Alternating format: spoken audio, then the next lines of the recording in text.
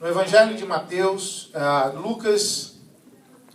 Lucas capítulo de número 15, verso de número 25. Vamos estar fazendo a leitura desse texto. Uma palavra o Senhor colocou no meu coração. Você encontrando, se coloque de pé mais uma vez, em reverência. Você que tem condições de assim ficar de pé.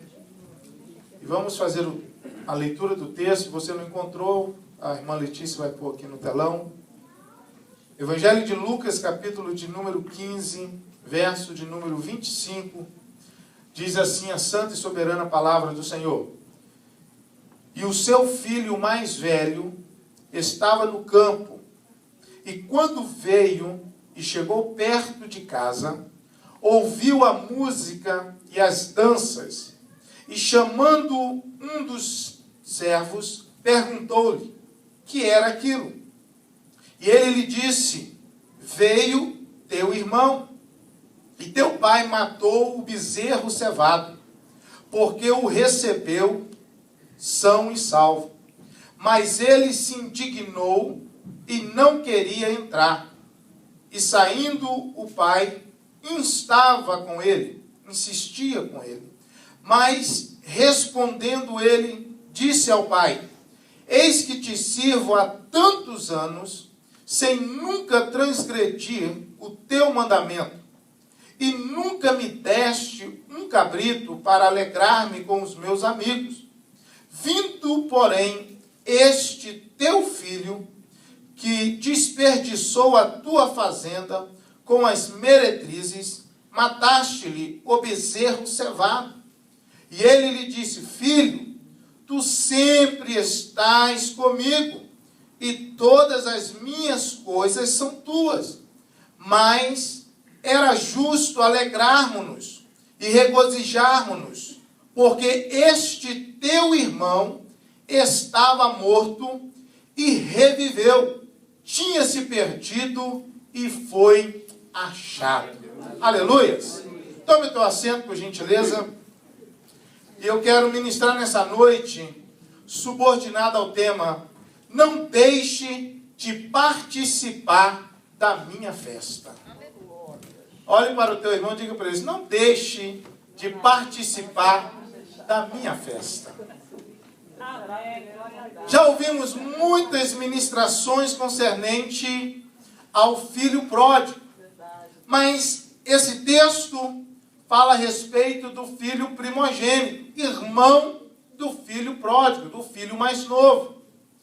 E você conhece a história, mas deixa-me aqui trazer à tua memória alguns pontos importantes sobre o que Lucas está escrevendo. Nós encontramos o doutor Lucas expressando, sendo categórico, em deixar registrado aqui a palavra do Senhor, parábolas importantíssimas para as nossas vidas. Jesus, ele sempre buscava um meio em seu ministério, que durou 3 anos e meio, sempre buscou um meio de alcançar a todos. Porque a Bíblia nos diz que Deus não quer que ninguém se perca, mas que todos venham ter a salvação. E Jesus, a sua mensagem alcançava a todos. Homens, mulheres, religiosos, crianças se aproximavam de Jesus para ouvir a sua ministração. Para Jesus não havia acepção. Para ele não havia indiferenças. Ele ia ao pescador, como ele falava também com aquele religioso, o fariseu ou o escriba. Ele sempre buscava um meio de alcançar a todos. E Lucas registra isso, dizendo aqui no capítulo 15, algo que nós não encontramos com tantos detalhes nos demais evangelhos. E Lucas, ele está falando em todo o capítulo 15, a menção de algo que se perdeu e que foi achado. algo que se esvaiu, mas que foi restituído, algo que perdeu e que foi encontrado. E você encontra aqui a primeira parábola, Jesus falando e Lucas escrevendo, concernente a quem? A um pastor que tinha 100 ovelhas e que perdeu uma das ovelhas, saiu do rebanho. E a Bíblia nos fala que o Senhor, buscando o meio de alcançar aqueles pastores ali, aquele povo que estava ali, dando a importância a uma ovelha, dando a importância a um pequeno animal que ali estava, que havia se perdido, em que o pastor, quando deixou as 99, ele foi atrás dessa ovelha, procurou, encontrou, e ele chamou os amigos para juntos celebrar, porque ele havia encontrado a ovelha que havia desaparecido. E houve o quê? Uma festa, houve um banquete, porque ele encontrou. Todos que encontram algo que havia perdido, ele se alegra. E esse pastor chamou amigos e se alegrou. A segunda parábola, no mesmo capítulo, Jesus falando, Lucas registrando com precisão, ele está dizendo que uma mulher que tinha 10 dracmas, 10 moedas, algo de valor, uma semana de trabalho, ela perdeu uma das dracmas dentro de sua própria casa. E o relato bíblico nos diz que Lucas vai dizendo que ela não se acomodou. Enfim, ela começou a vasculhar a casa, ela moveu os móveis do lugar, ela começou a varrer a casa, porque aquilo tinha valor para ela. Aplicando isso, o pastor, que não se contentou em perder uma ovelha, e essa mulher que não se contentou em perder uma moeda, uma dracma, e eles buscaram, eles foram atrás, e essa mulher, quando ela encontra também essa moeda, ela chama a vizinhança, chama suas amigas e faz o quê? Uma festa. Ela também vai se alegrar, porque aquela moeda que havia se perdido dentro da própria casa foi encontrada, procurada com diligência por ela, e ela encontrou. Aplicando isso em nossas vidas, nunca menospreze, jamais deixe de dar valor às pequenas coisas que Deus tem feito na tua vida.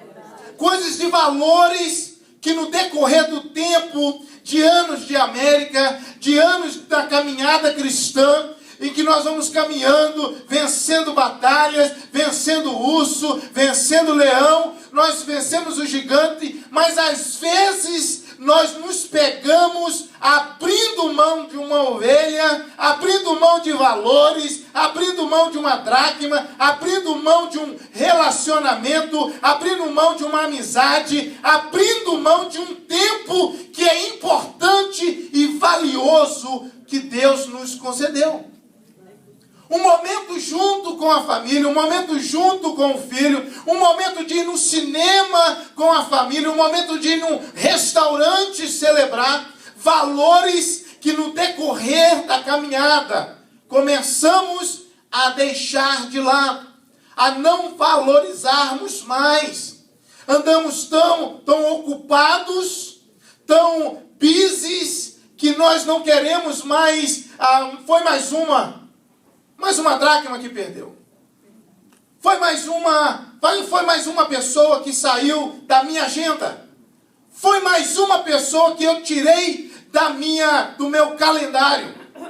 E nós vamos começando a ficar amargos e a contentando com percas. Olha para o teu irmão e diga para ele: o Senhor não te chamou para ficar perdendo. O Senhor te chamou para ganhar. O Senhor te chamou para vencer. E não para se contentar. Eu perdi. Mais um ano eu perdi isso. Mais um ano eu perdi aquilo. E às vezes tem pessoas já pensando, né, em 2014. O que vai acontecer? Já tive tantas derrotas. Mas o que acontece é que as pessoas se acomodam-se.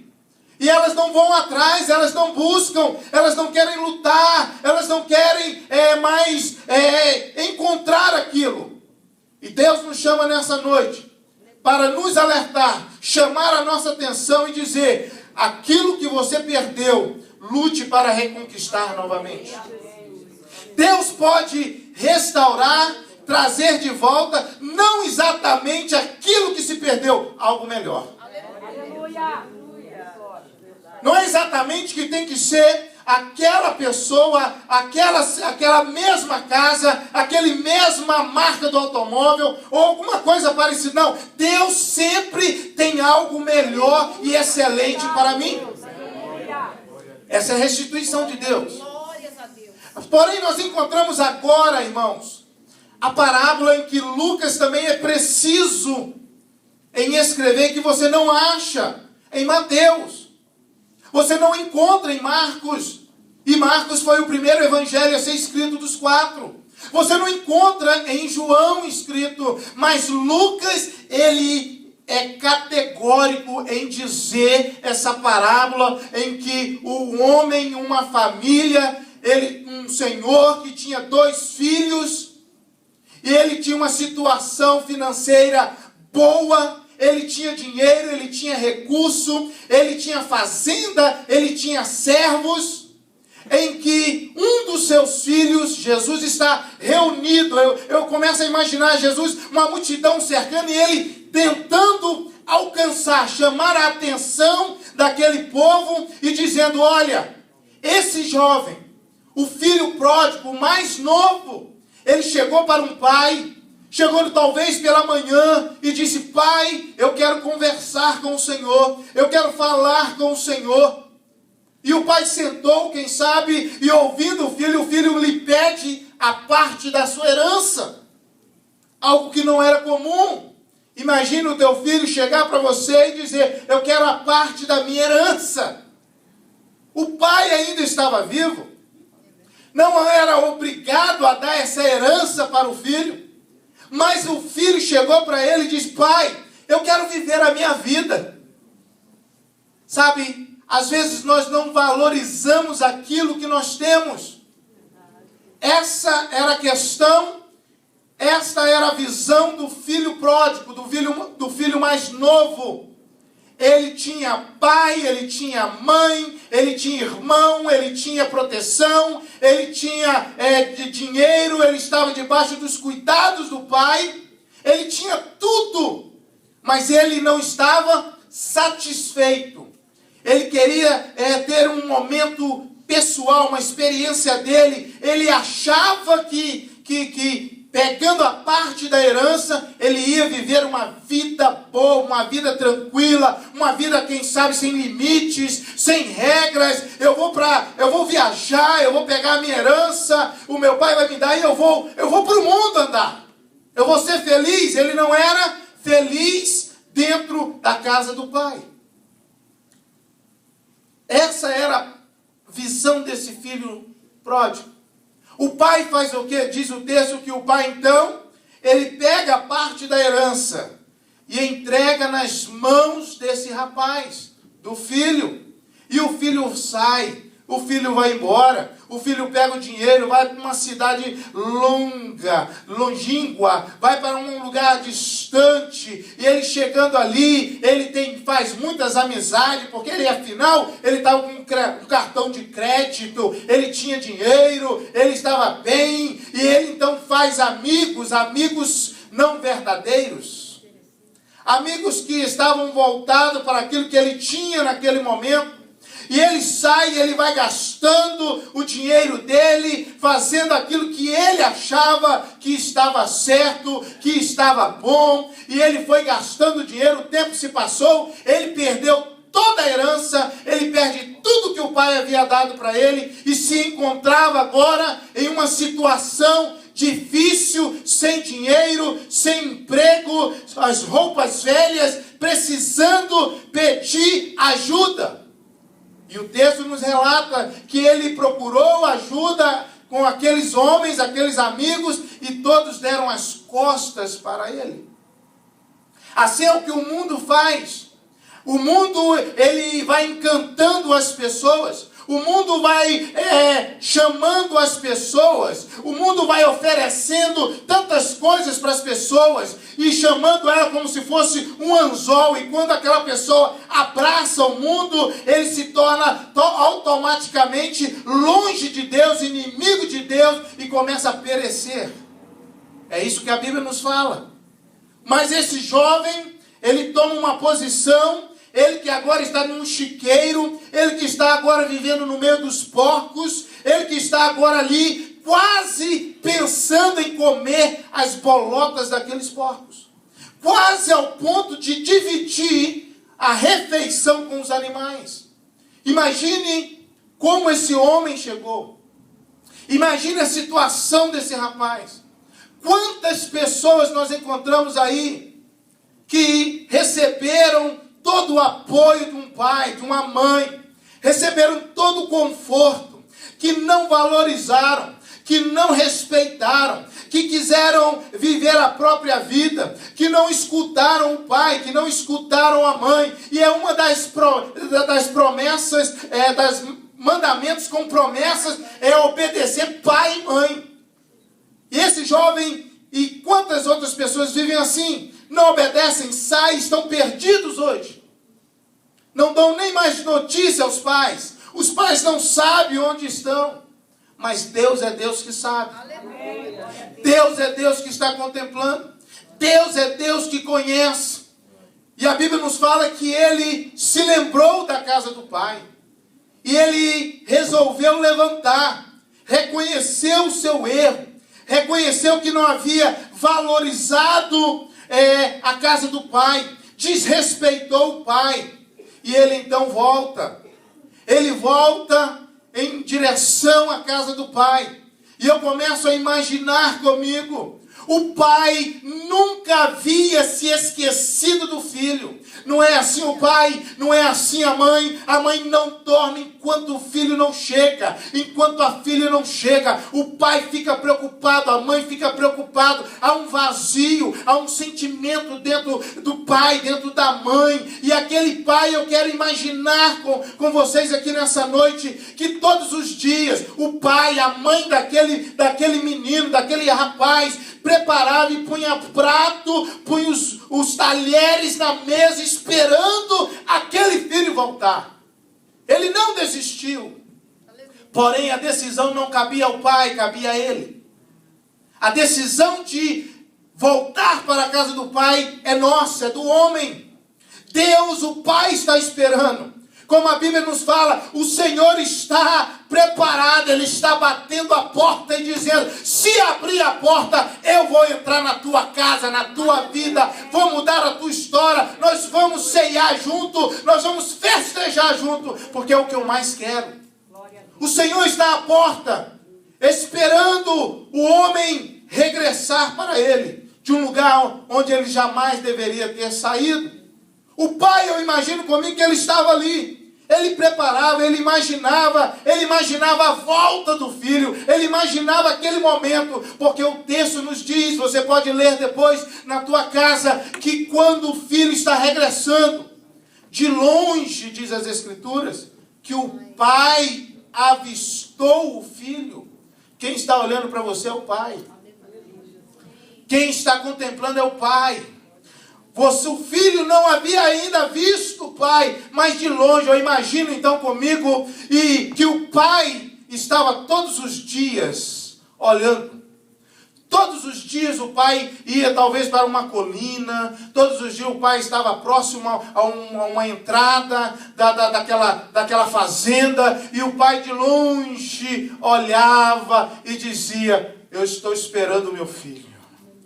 Talvez alguém passasse ali e dissesse para aquele homem, o que estás fazendo aqui? E aquele homem dizia, eu estou esperando o meu filho porque ele vai voltar. Ele estava aguardando, e isso acontece, oh glórias a Deus. Jesus então ele diz o quê? Que aconteceu, o filho pródigo, ele foi voltando para casa, ele reconheceu, e de longe o pai o avistou. E eu vejo aquele encontro lindo, aquele encontro maravilhoso. O pai e o filho se abraçaram. E diz o texto que o pai, então, olhando o filho, maltrapilho, roupa rasgada, sem sandália no pé, com fome, talvez raquítico, magro, desnutrido. O pai, então, ele começa a dar ordem, aleluias, aos servos, a todos os seus servos da fazenda, e dizer: olha, prepare o melhor cevado. Prepare, porque hoje nós vamos fazer um banquete. Vai haver uma festa. E ele abraça o filho e diz: e você vai tomar um banho, aleluia. Eu vou te lavar, você vai tomar um banho, toma vestes limpas, vestes de honra para a tua vida. Oh, aleluia. Eu imagino esse filho pródigo como eu e você, irmão. Estávamos longe da presença dele, estávamos distantes da presença dele, achávamos que nós sabíamos alguma coisa na nossa ignorância, mas nós entendemos que só há esperança na casa do Pai, só há proteção na casa do Pai. O Pai tem o refrigério, o Senhor é o nosso socorro, bem presente na hora da angústia. E quando o pai lava o filho, dá veste aos filhos, põe sandália nos pés do filho e põe um anel no dedo do filho e diz: meu filho, você é dono de tudo isso. Aleluias. Quando nós aceitamos Jesus, o Senhor também, através do seu sangue, nos justificou. E a cada dia, através do Espírito Santo, Ele vem nos limpando, nos limpando, nos limpando, nos limpando, para que nós venhamos então ter verdadeiramente posse de tudo aquilo que nós temos direito. Porque nós somos filhos. O Senhor te deu um lugar de destaque no reino, de pregar o Evangelho. E nós encontramos aqui esse encontro maravilhoso, lindo, tremendo. E a festa está acontecendo. Todos estão festejando, porque aquele que estava morto voltou, ressuscitou, regressou. Aquele que estava distante regressou. Aquilo foi motivo de alegria.